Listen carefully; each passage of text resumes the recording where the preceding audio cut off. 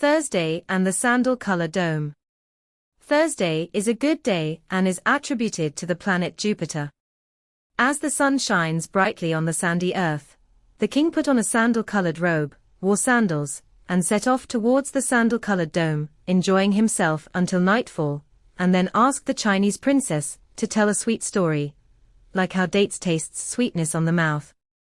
The Chinese princess said to Borom, "O king of the world, I hope your life is longer than the grains of sand in the desert, the rocks of the mountains, and the water of the sea, and that you are always happy in life.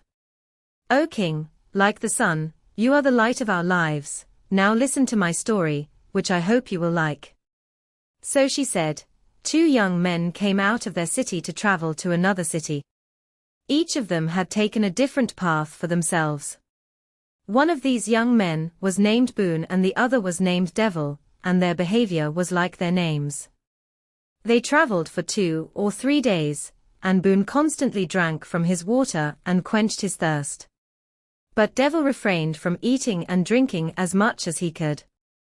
You would think Boon was busy cultivating his own farm, but Devil was busy plowing his land.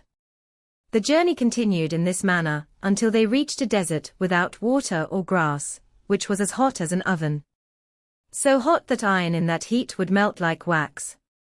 When the north wind blew, it seemed like poison was spreading in the air. The Devil already knew that this desert was on their way. But he had not told Boon anything about it, and had secretly filled a water skin and brought it with him. Boon was unaware that they were heading towards a scorching desert, and had not brought enough water with them. So they traveled in the hot desert for 7 days, and finally, a day came when Boon's water ran out. But the Devil still had water with him. Boon saw that Devil was secretly drinking from the water he had with him, but did not offer him a sip of water. So Boon continued to move forward and wait patiently, but gradually his patience ran out as his liver was burning from thirst and his eyes were almost not seeing well from fatigue and thirst. Boon had 2 rubies with the color of fire. Although losing those 2 jewels was heartbreaking for him, his thirst had exhausted him. So, he showed the Devil one of those 2 jewels and said, "My soul is on fire. I hope by giving me a sip of water, you will quench this thirst. Perhaps, following the custom of brave men, you will save me from death due to thirst with a few sips of water, or like merchants, you will sell water in exchange for these 2 precious rubies." The Devil one, cursed by God, replied, "Do you want to deceive me with helplessness and complaints and save your own life in exchange for these 2 jewels? If I take these jewels from you, you will immediately take them back from me. I have to take a jewel from you so that you can never take it back from me." Boon said, "Which jewel do you desire? Tell me so I can give it to you." Devil said, "The jewel that I desire is your vision. The 2 jewels that I am very eager for are your eyes. Sell me your eyes in exchange for a drop of water." Boon replied, "Are you not ashamed before God that you want to give me a drop of water with torture? What do you want with my eyes? If I have no eyes, 100,000 springs of water are worthless to me. Come, take these 2 jewels and everything else of gold and silver that is with me, and give me some water in return. I swear by God that I will be satisfied with this deal." Devil replied, "The tales you are telling are all nonsense and have no value to me." Boon thought about the calamity that had befallen him, and tears streamed down his eyes. But he realized that he would soon die of thirst and had no way to escape this thirsty plight. So he called out to the Devil, "Rise up and bring me your water skin, and take my eyes. Instead of them, give me water to quench my thirst." He said these words and had a little hope that perhaps the Devil's heart would be moved to mercy, and he would refrain from blinding him. But when Devil heard these words, eagerly jumped up and drew a dagger on the 2 eyes of Boon. The 2 Boon's eyes turned into 2 harvested narcissus flowers. You would say those 2 eyes were like 2 jewels torn from a crown. The Devil, who had ruined Boon's eyes, not only did not give water to him with cruelty, but also stole all the possessions of Boon from him, even took off the clothes of Boone from his body and left Boone thirsty in that scorching desert and went away. Boone had become lonely, thirsty, and blind. He was wandering on the ground. In the meantime, a Kurdish shepherd was wandering from one valley to another in the vicinity of that plain to keep his large and unique flock away from wolves and perhaps find some grass for his flock. The shepherd would move around wherever he found water and grass every 2 weeks. Coincidentally, in those days, that shepherd had found a plain near that desert and settled there, exploring the surroundings to maybe find a shelter with fresh grass for his flock. The shepherd had a very beautiful daughter whose height was like a cypress tree, and her hair curls resembled a garden of violets. Her eyes enchanted everyone. A small mole on her face turned as dark as the night, while her face was brighter than the full moon. A beautiful girl came and filled her jug with water from the well. But she heard a moan from a distance. She followed the painful moans and saw a young man lying in the dirt due to pain, blood flowing from his eyes, and pleading to God for help. The girl went to the young man and said, "Who are you to be in such a state? Who has treated you so unjustly and struck a dagger into your eyes?" He replied, "Perhaps you are the angel of my salvation. But my tale of woe is very long. If you have water with you, please give it to me, as I am close to perishing from thirst." The beautiful cupbearer gave the water of life to the thirsty man. Like a withered flower that regains freshness when water reaches its roots, fresh blood flowed in his veins. The shepherd girl took the man's hand and guided him to her home. On the way, she saw one of the servants and entrusted the man to him to take him home. Then the girl went to her mother and told her the story of finding the blind stranger. Her mother said to her, "I wish you hadn't abandoned the needy man, as he now needs our help." The girl said that one of the servants is now taking him to the inn. Although the devil had drawn a knife to the eyes of the man, the shepherd girl was able to wash his eyes with water and put them in his orbit. After that, the girl made an ointment from the sheep's fat and applied it to the wounded eye of the man to heal the pain and inflammation of his eye. Then the mother and daughter gave the man soup and kebab to regain some strength. The man ate the food and with all the pain he had in his body and soul, he slept that night. Some time passed and the shepherd returned from the desert to have dinner. But he saw something that was new to him. He saw a man unconscious, tired, weak, sick, and wounded lying in the shelter. The shepherd asked his wife and daughter, "Where did this tired and weak man come from and what disaster has befallen him that he is so injured?" So they told the shepherd the story of Boone and losing his eyesight. The shepherd saw that the man had lost his sight, and was in such pain and illness. His heart burned for his condition and he said, "There is a tall tree growing in this valley that I must pick its leaves and crush them to extract the leaf water and pour it into this man's eyes, because the water from those leaves can heal the nerves and muscles of this man's eyes." This tree rises from a trunk to 2 branches towards the sky. The leaf of one branch restores sight to the eyes and the leaf of the other branch, like the water of life, cures patients with epilepsy. The daughter, who heard these words from her father, insisted that he must help this wounded man and save him. The shepherd, hearing his daughter's insistence, went to pick the leaf from the tree. He picked a few leaves from the tree to make medicine for the man who had returned from death.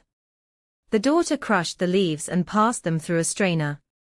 Even the foam of leaf juice did not pass through the strainer, and a pure medicine was obtained, which she sprinkled on Boone's eyes.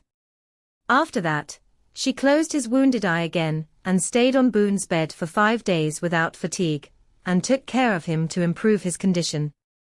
On the 5th day, the bandages were removed from Boone's eyes and his eyes were healthy again, just like the first day, and his vision had returned. Boone opened his eyes again, like 2 narcissus flowers blooming at dawn. Boone thanked God for his recovered eyesight. The shepherd's daughter, who had always taken care of Boone because of the suffering he had endured, was always kind to him, and Boone was grateful to her for her kindness and affection. Even though Boone was blind at the time, he had not seen the beautiful face of the girl. But he had heard her sweet voice and understood all her kindness and love. Therefore, he had fallen in love with her and they both wanted each other. Every morning, Boone accompanied the shepherd to serve him in tending to the sheep and camels, and keeping the herd safe from the danger of wolves. Boone was always ready to serve the shepherd and always showed great respect to him and his companions. The old shepherd, seeing Boone as a kind and generous man, entrusted him with more responsibilities and put him in charge of the herd and his possessions. One day, the shepherd family asked Boone to explain the story of his troubles, blindness, and getting lost in the desert. Boone described how he got stuck in the hot desert and offered to sell 2 gems to a fellow traveler in exchange for a sip of water. He explained that the fellow traveler took the 2 gemstones, his clothes, and all his belongings, but did not give him any water, leaving him alone and walking away. When the shepherd family realized the tragedy that had befallen poor Boone, they thanked God for never having encountered that wicked man before. They cherished Boone more than ever, and the shepherd's daughter did not allow anyone else to serve Boone, fulfilling all of his requests personally. Boone had fallen in love with the girl and thought to himself, "I have become poor and I cannot marry a girl like her without wealth, who is unmatched in beauty and good morals. On the other hand, I am in love with this girl, but I am dependent on their help and they provide me with food and a place to sleep in exchange for taking care of their herd, and I cannot see myself being in love with this girl forever, but unable to reach my love. Therefore, it is better for me to leave the shepherd family before my heart becomes cold from the dream of unattainable love." So, for a week, he was contemplating saying goodbye to the shepherd family. Then one night, when he was returning from grazing the herd, he saw the girl in the shepherd's house. He seemed thirsty again, but next to a stream of fresh water, tears fell from Boone's eyes and he went to the shepherd and said, "O kind man, to whom I owe my sight, O one who sheltered me when I was lost and provided me with food and blessings, I can never repay you as you deserve. I am grateful for your kindness and generosity. I am so indebted to you that it is as if your blood is flowing in my veins. But I cannot be your guest any longer. I feel that I am a burden to you, and it is not right for me to cause more trouble and suffering to your beloved family. As time passes, your kindness towards me increases, and it becomes harder for me to repay this kindness, and I am ashamed that I cannot appreciate you as I should. Unless God helps me to repay your kindness. On the other hand, it has been a long time since I have been away from my home and city. I ask for permission to return to my city to put my life back in order. Although being away from you is a great sorrow for me. Although my body may be far from you, in thought and heart, you are never separate from me. I hope you accept my leave and forgive me for what you have shown me in kindness." When Boone finished his speech in this way, it was as if he had set fire to the shepherd's house. The old shepherd began to cry, and his daughter cried even more than her father. Finally, the old shepherd said, "O wise and kind man, if you leave us now, you may fall into the hands of another evil man and suffer. Here, all the comforts and luxuries are available. Good-hearted people do not want their friends to suffer. My whole life's wealth is this daughter of mine. Even though musk is hidden in the deer's navel, everyone knows that musk is fragrant. Therefore, it is not fair if I don't say how good my daughter is with all her kindness. If you want to stay with us, I will make my daughter your bride and give all my flock to you so that you also become wealthy." Boone was very happy to hear this offer, and thanked the shepherd very much. That night, they all went to sleep happily. In the morning, when the rooster crowed, Boone got up like a king going to his throne, and the shepherd also got up happily to prepare the wedding supplies for the 2 young couples. As if Venus sent on a journey with Mercury. The girl who had previously saved Boone from death with a sip of water now was offering love wine to Boone as if she was giving him the elixir of life. The girl put her lips to Boone's lips and seemed to be giving him a drink from paradise. So they lived happily together, and the shepherd also gave everything he had from the herd to Boone. Some time later, when they were migrating from the meadow to the desert, before the migration, Boone went to that miraculous tree and picked as many leaves as he could from both branches. Then he filled his 2 bags with the leaves from the 2 branches, hung them on the back of his camel, and set off. But he did not speak to anyone about those healing leaves and kept them hidden from others. They went with a herd into the desert and went until they reached a land where the king's daughter was afflicted with epilepsy. Many doctors had come to that land to cure the princess's illness, so that they could drive the demon of the disease out of the princess's body. But all of them had failed in treating the king's daughter. The king had stipulated that whoever could cure his daughter's illness, indeed, with the consent and willingness, he could marry princesses, and the king would treat his son-in-law very well.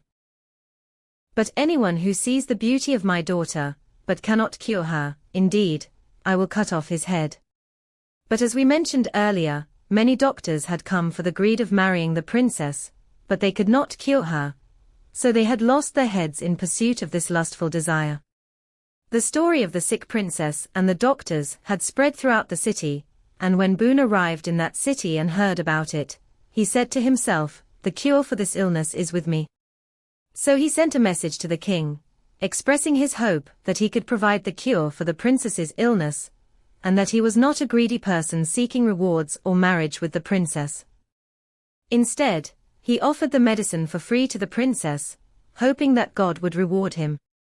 The king, upon hearing this message, allowed Boone to come to his palace and meet with him. When Boone arrived at the king's court, the king asked him his name. Boone replied, "My name is Boone, and because of this name, the star of heaven always brings success to me." The king admired his name and wished him success in his mission, entrusting Boone to one of his trusted companions to take him to the princess. Boone saw a girl whose body shone like the sun, with a tall stature like a cypress tree, but her epilepsy had made her tremble and bend like a willow. The princess was like a lioness who, due to pain and illness, could not sleep at night or find peace during the day. So, a cold and sweet syrup was made from a leaf of that noble tree, and given to the princess. As soon as the princess drank the syrup, it seemed like all the turmoil in her mind disappeared, and as soon as she took a sip of that medicine, she fell into a deep sleep. The princess spent a whole day in a deep sleep. On the 3rd day, when she woke up, she ate everything in the house. So when the good news of the princess's recovery reached the king, he went barefoot to the princess's palace to see his daughter's recovery up close with his own eyes. When he saw the signs of health in his daughter, he prostrated and thanked God. The princess, seeing her father's excitement, felt ashamed and took her father's hand. She didn't want her father to fall to the ground with such splendor. The king came out of the princess's palace, but the princess sent a message to the king that when I was sick, you made a condition that anyone who could cure my illness could marry me. Although everyone failed in this task, their heads became prey to the sword. But it is fair to fulfill our promise, and now that this young man has cured me, let us fulfill our covenant, because although the crown and throne are established by the power of combat and sword, if the king deviates from his covenant, instability in his kingdom will arise. So the king agreed to this plan and decided to act on his word. He sent a message for the courtiers to search the city and find Boone. They found the kind-hearted Boone and brought him to the king. The king said to him, "O noble one, why do you distance yourself from the fortune that has been prepared for you?" They then presented him with fine clothes, fastened a golden belt around his waist, adorned the city, and celebrated with joy. The princess came out of the palace balcony and saw her groom, who was as beautiful as the full moon with handsome features, tall stature, and dark hair. She agreed to marry Boone, as her father was also pleased with the match. Boone found the treasure of the king, became wealthy, and from then on, he was always happy and content, spending his days in joy. A king had a minister, who was very kind and always helped the people. The minister had a daughter whose beauty was astonishing, but this beautiful girl had contracted smallpox, and had become blind due to this illness, and her eyes no longer saw anything. So, the minister, like the king, had set a condition that anyone who could cure his daughter's blindness could marry her. Boone cured the minister's daughter's blindness with the essence of a magical tree leaf, and the minister's daughter also married Boone, and now he had 3 wives, one better and kinder than the other. He became so happy that he seemed to have a crown on his head and leaned on the throne of Kekavas. Sometimes he was with the minister's daughter, sometimes with the king's daughter, who was like the moon and the sun, and sometimes with the shepherd girl. It was as if he was playing backgammon with the universe, and this happiness continued until he became the king of that land. One day Boone went to his garden to enjoy himself, and on the way he happened to see Devil, who was busy trading with a merchant. So he entrusted his guards to bring this person to him after enjoying himself in the garden. Then he went to the garden, while the shepherd stood next to Boone with a dagger in hand. So they brought Devil to the presence of Boone. The Devil did not recognize Boone and thought that the king of that land had called him for a task. So, he bowed and showed respect. Boone said, "O man, tears will fall from your head for you. What is your name?" Devil said, "My name is Evangel and I am a skilled person." Boone said, "Tell your real name, so that you wash your face with your own blood." Devil said, "I have no other name than Evangel. Now, do you want to threaten me with a sword or reward me with a cup of wine?" Boone said, "O wicked one, it is fitting that anyone reveal your vile nature. Your name is Devil, which is even worse than your nature. Are you not the one who, with great cruelty, took the sight of a thirsty man and then, with great wickedness, not only did not give him water, but also took all his possessions and clothes and left him in the desert? You wounded his eyes and stole his jewels, leaving him in pain and thirst. I am that thirsty man, whose jewels have been stolen. My luck has revived while yours has died. The same God who saved me that day has now given me kingship. You wanted to kill me, but God wanted me to live. Truly, happiness is the one whom the Lord supports. Woe to you for having a bad nature. And now you have no escape from the consequences of your injustice and inappropriate behavior." Devil now recognizes good. It has fallen to the ground to save its life and says, "Spare me, for if I have done wrong, I didn't do it willingly, for the stars of fate have written me to be of bad character and behavior. If the heavens have decreed such a fate for me, what can I do against it involuntarily? But since your name is Boone, come and forgive me so that your name will be remembered well in history." When Boone remembered that, did not come to this world for evil work, and his fate is kindness, he avoided killing the Devil. Devil, realizing that he had escaped danger, rejoiced. But the shepherd quickly cut his throat and separated his head from his body and said, "Although Boone has been created for kindness, the effect of Devil is entirely bad." And then shepherd stripped off Devil's clothes and found the 2 jewels among his waist scarf and brought them to Boone and said, "Now the jewel has returned to its owner." The shepherd returned the 2 jewels to Boone. He put his hands on his eyes and said, "I have the gift of vision thanks to you. Now that fortune has smiled upon me and it seems that iron is turning into silver in front of me and people are satisfied and happy with me, it is necessary for me to give justice and order to pick more leaves from that tree so that more patients can find healing with the extract of those leaves." After this story ended, King Borum hugged and kissed the Chinese princess, and prayed that no harm would come to the princess. Then they slept joyfully together that night.